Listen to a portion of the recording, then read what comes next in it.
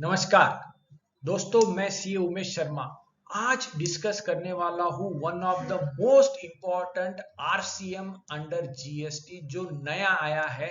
वो है non residential property के रेंट पे, भाड़े के ऊपर, लीजिंग के ऊपर अगर अनरजिस्टर्ड पर्सन से लेते हैं तो लगेगा। और ये आया है नया आरसीएम, बहुत बड़ा इम्पैक्ट है। तो कैसे ये होगा? रिसेंटली 10 अक्टूबर 2024 से ये आया है RCM for non residential property rentals. 9 number का नोटिफिकेशन है। क्या खास है इसके अंदर? यहां पर ये नया अमेंडमेंट आया है कि अगर कोई सर्विसेज देता है रेंटिंग की ऑफ एनी प्रॉपर्टी, बहुत इंपॉर्टेंट शब्द है, any property other than residential dwelling, यानी रेसिडेंशियल ड्वेलिंग छोड़कर कोई भी प्रॉपर्टी भाड़े से देंगे तो आरसीएम लगेगा। पर कब लगेगा? जो सर्विस प्रोवाइड कर रहा है, यानी जो लैंडलॉर्ड है, जो मालिक है, वो अनरजिस्टर्ड बंदा है तो। और दूसरा, जो रेंट ले रहा है, यानी जो सर्विसेज ले रहा है, जो रेंट दे रहा है, वो रजिस्टर्ड बंदा होना चाहिए। तो अब यहां पर हम अगर देखते हैं तो कई दुकानें हैं, कई गोडाउन्स है, कई फैक्ट्रीज है, कई पार्किंग के ग्राउंड्स है।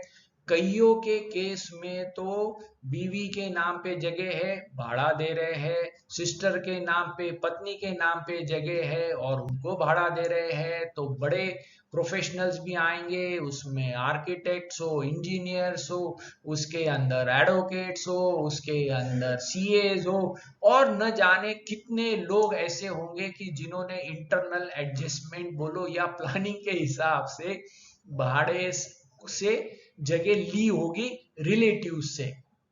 तो अब इन सबको रजिस्टर्ड करना पड़ेगा और आरसीएम भरना पड़ेगा। और आरसीएम कैसे लगेगा?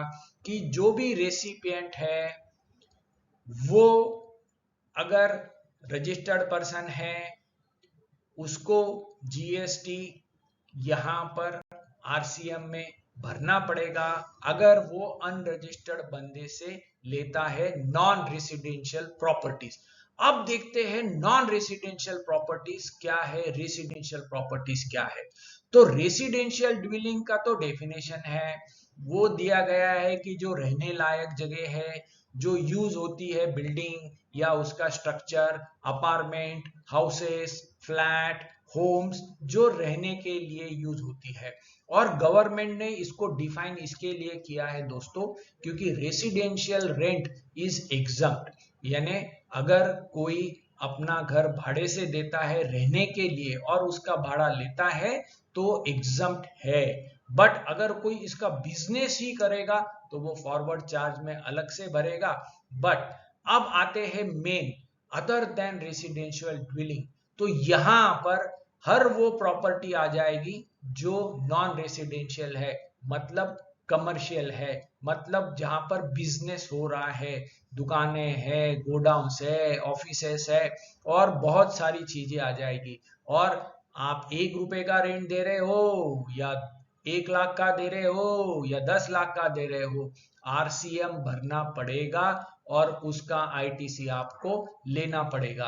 तो स्टैंडर्ड रेट जनरली 18% रेट से ये आरसीएम की लायबिलिटी आएगी।